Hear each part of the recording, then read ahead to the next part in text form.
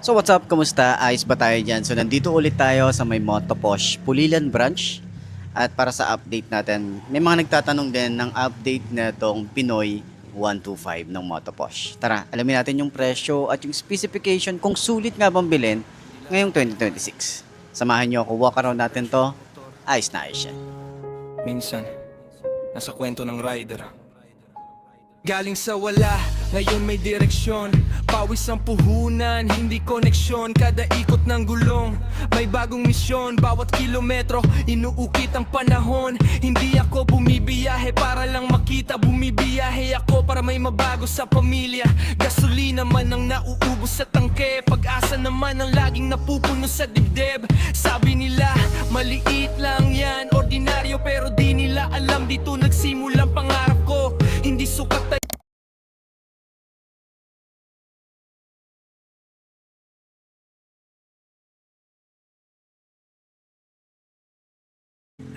So ayun na mga bus na available nga po dito ng Pinoy 125. Marami din nagtatanong anong update dito at ano na nga ba ang presyo niya ngayong 2026, the month of July. Okay, pero kung ibang month nyo na to pinapanood, parang tingin ko same pa rin naman yung presyo niya. So wala naman silang promo dito ngayon, okay, ngayong month of July. So mag-August na rin naman, ilang weeks na lang din naman, di ba? So ayan, dami kong sinasabi, walk around natin to, samahan nyo ako. Ayos na ayos yan.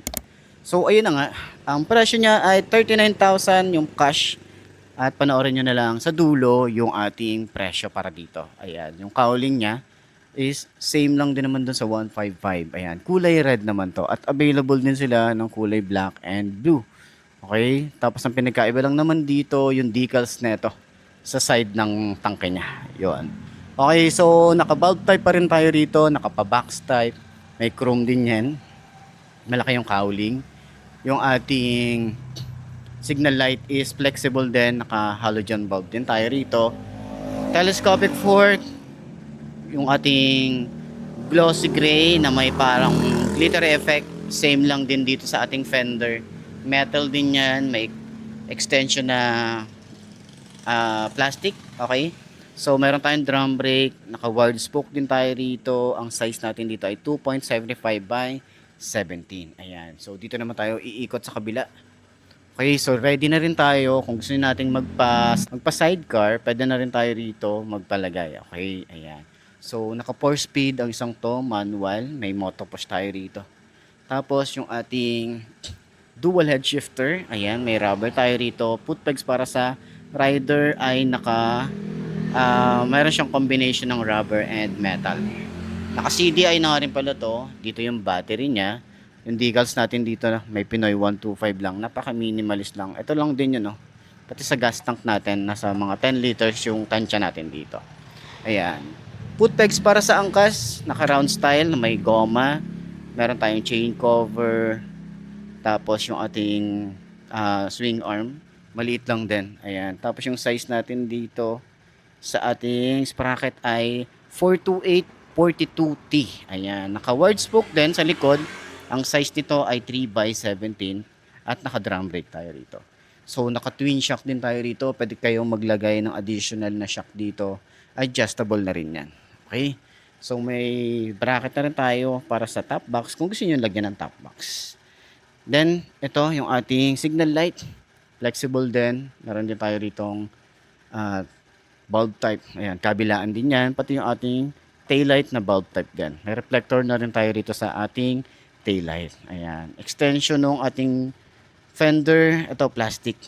Tapos ito, metal. Ayan. So, lagay ng plate. Then, sa tambucho, ito rin. Same lang din naman. Haba, di ba? Tapos, nagustuhan ko din talaga dito. Gaya ng sinabi ko. Nagustuhan ko dito yung tambucho. Kasi nga, yung ano niya, pagka-stainless niya. Ayan. So swing arm, ito yung tsura. Manipis nga lang din talaga yung swing arm niya. And meron pa rin tayo rito kickstart. Rear brake pedal, smooth lang din. Other side ng makina, naka-carb type nga pala to. At Japan technology din yung kanyang carb. Ayan. So yung itsura ng ating gas tank, ito yung itsura niya. Parang pang TMX yung ano niya, yung design niya.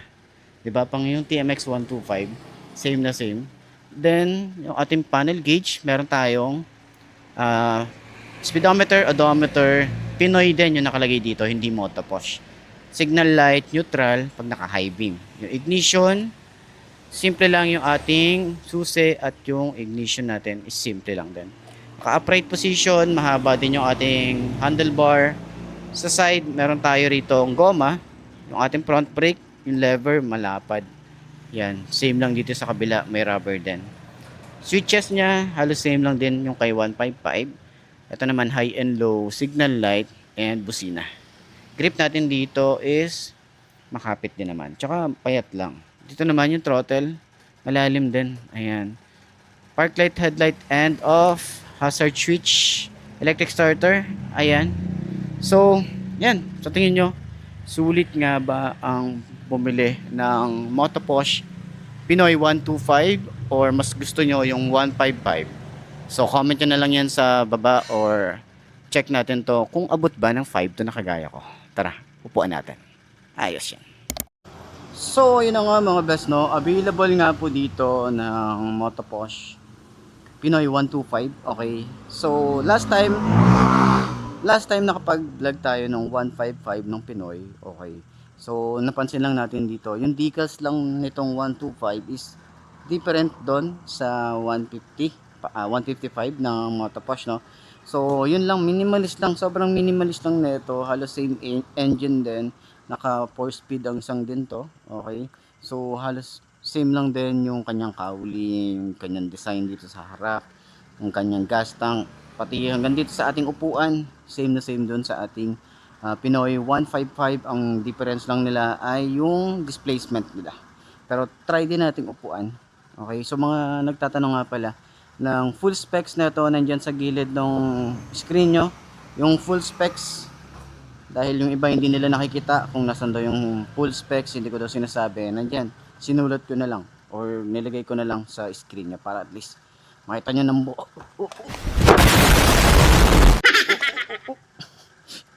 Muntik na yun Okay, so upuan natin, take 2. Ayan, muntik na, buti na lang malakas yung aking binti. So, ayan, kita nyo naman yan, di ba? Tatawa ako. So, ayan, nakita naman natin. Tingkayad tayo rito. Ayan, ano natin, tingkayad, sobrang tingkayad din. Nadulas yung ating side stand, nadulas siya. Buti na lang hindi siya bumuwal. So, kwento ko na lang din sa inyo. Last time, nabuwal ko yung motor ko. Okay, tapos ngayon, ito na naman. So, hindi pa natin motor to. So, ayan yung itsura natin. Sobrang tingkayad natin dito. Pero manageable naman. Magaan yung motor. Kita nyo naman yan. Muntik na nating pero nasa lupa rin natin, di ba? So, ayan. Yung shock niya rito, mas malambot yung shock ni 155 compare dito. Hindi ko alam kung bakit. Magkaiba ba sila ng ginamit. Ayan. So, dito nasa 5/10.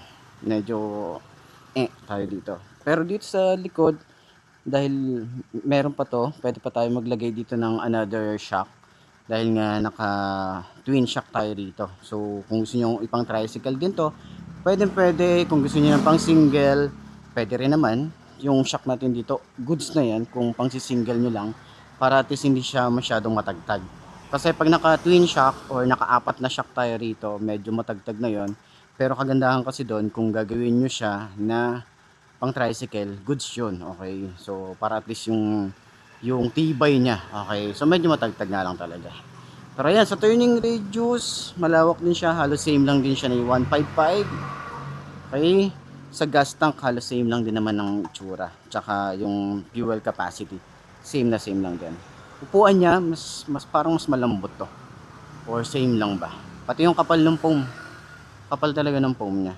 Yung ating panel gauge, yung switches, yung ignition, yung upuan, same din kay 155. Ayan. So, siguro dito, ma-advise natin dito. Okay. So, ma-advise natin dito kay Motoposh is lagyan nila to ng USB charging port. Same nung kay 155. Sana lagyan nila to. Tapos, medyo update dun sa mga panel gauge, or kung pwede half digital or analog, 'di ba? Na mas maporma, mas colorful, Yan, tapos yung decal siguro mas paangasin nila or pero okay naman na to. Mas trip ko yung 125 na decals compare dun sa 155. Kasi yun medyo may graffiti ng konti. Ito parang mas elegante siyang tingnan, 'di ba? Kasi yung decals niya ito lang eh. So yun lang naman ang ating comment para dito sa may Motoposh 125. So comment nyo naman yan, ano pa yung mga pwede nyong i-share dito sa motorcycle na to, lalo na yung mga nakagamit na neto, ano yung mga naging experience nyo, and then yung mga naging issue nyo, or ano, basta at open tayo rito, okay? So comment lang kayo dyan. So yun, sana nakatulong tong video na to sa lahat ng mga gustong bumili. Available din po dito sa may Pulilan branch ng Motoposh, or punta na lang kayo sa any branch ng Motoposh para at least kung gusto nyo ng ganitong motorcycle, puntahan nyo na lang yung malapit na branch sa lugar nyo. Okay? So, center stand natin, nanginginig-ginig pa ako kasi first time kong makabuwal ng motor eh. So ayan, magaan naman siya, ayos na ayos siya.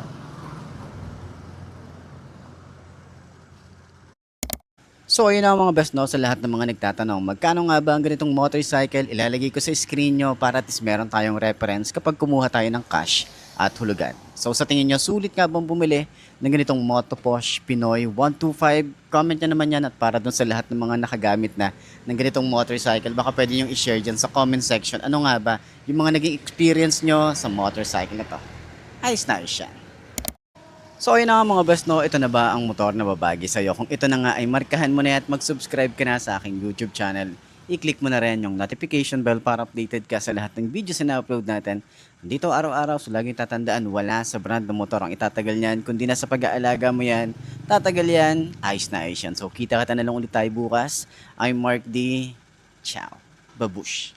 Haha. Bawat manggagawang lumalaban, mula umaga hanggang gabi, kasama sa bawat biyahe.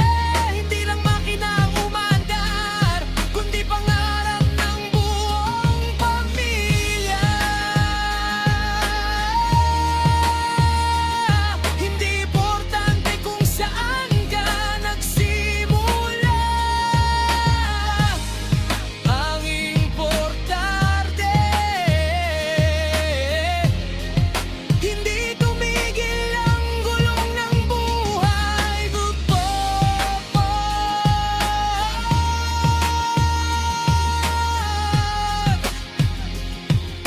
Hindi lang motor kasama sa pag-abot ng pangarap, kailan